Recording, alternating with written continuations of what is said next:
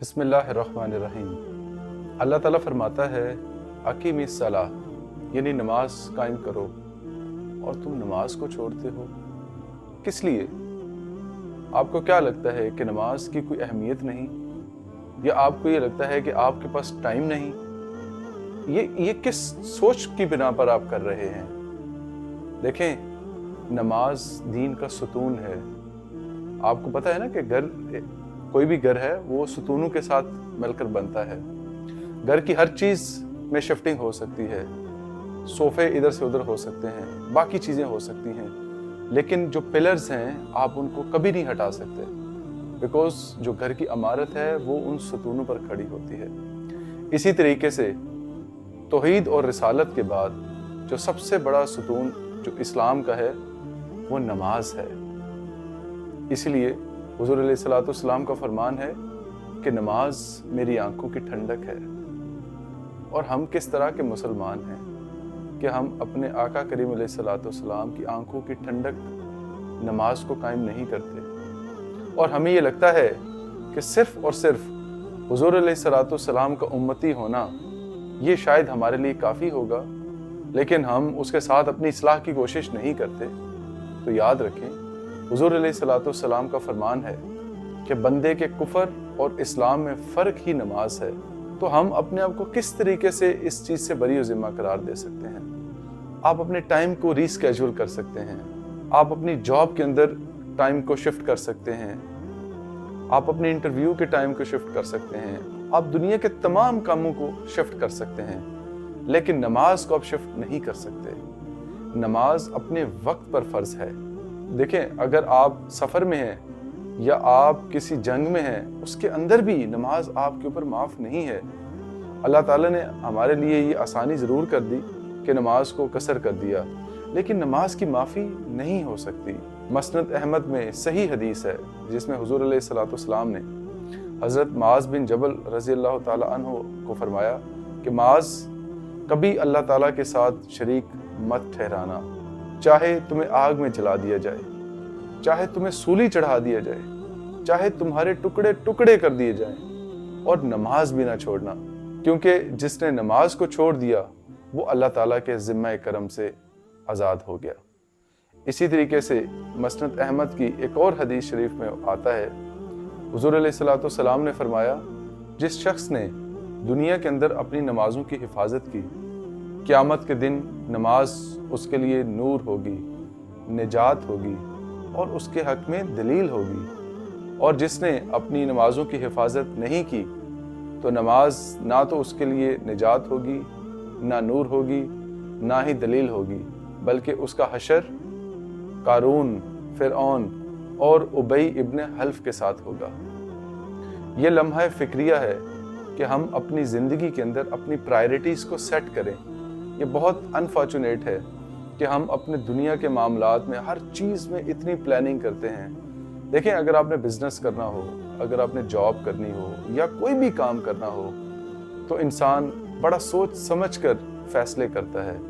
अपने दिन को, अपनी रातों को, अपने टाइम को मैनेज करता है कि मैंने कल क्या करना है, मेरी अपॉइंटमेंट कहाँ है, मेरे किन लोगों के साथ मैं मिलूँगा, और मैंने कहाँ कहाँ पर जाना है।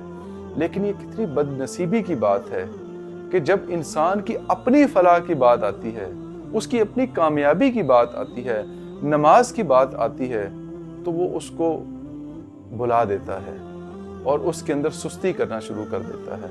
ये बहुत अफसोस की बात है। देखिए, नमाज के कायम करने का मतलब सिर्फ नमाज पढ़ना ही नहीं, बल्कि नमाज के लिए वज़ू का ठीक तरीके से करना, नमाज को मस्जिद में जाकर पढ़ना।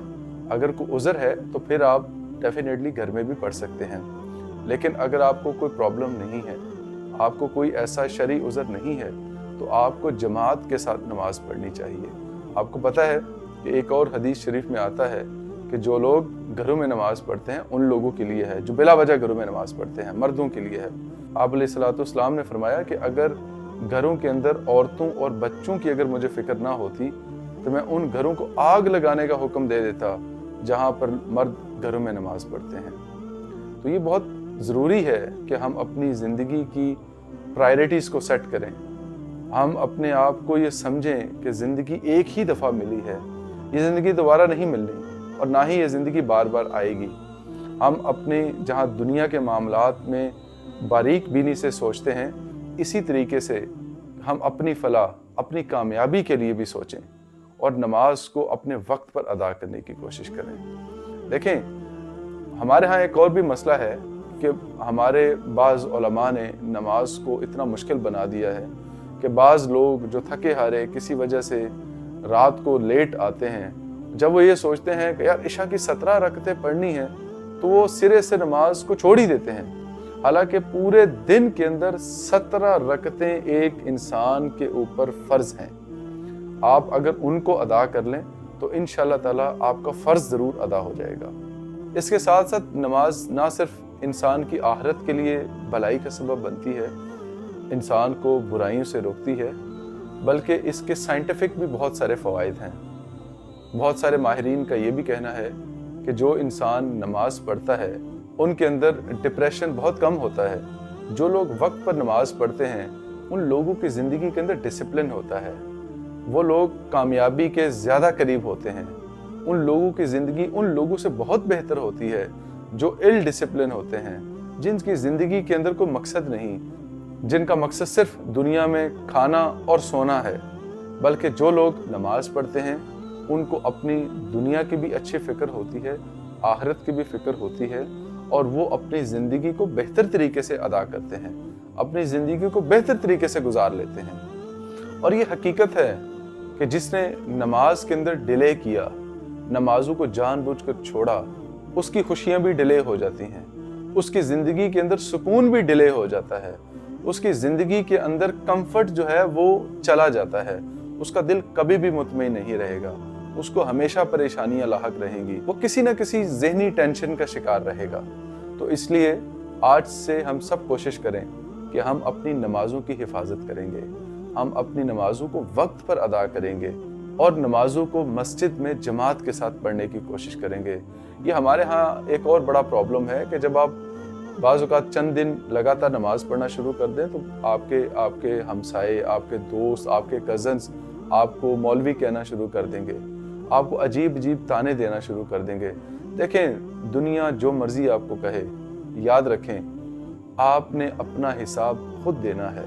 इंसान जब कब्र में जाएगा, जब उसकी असल आंखें खुलेंगी तो फिर उसको नमाज की अहमियत का पता चलेगा। इसलिए अपनी ज़िंदगियों को ऑर्गेनाइज करें, अपनी ज़िंदगी के अंदर डिसिप्लिन पैदा करें, नमाज को टाइम पर अदा करें और फिर उसके बाद बरकतें देखें। आपकी ज़िंदगी खुशगवार हो जाएगी, आपकी ज़िंदगी के अंदर टेंशनें ख़त्म हो जाएंगी। अल्लाह ताला आपको ऐसी ऐसी जगहों से रिस्क देगा जहां शायद आपने गुमान भी नहीं किया होगा। तो इसलिए नमाज को कभी भी लाइट मत लें, नमाजों को अपने औकात में अदा करने की कोशिश करें।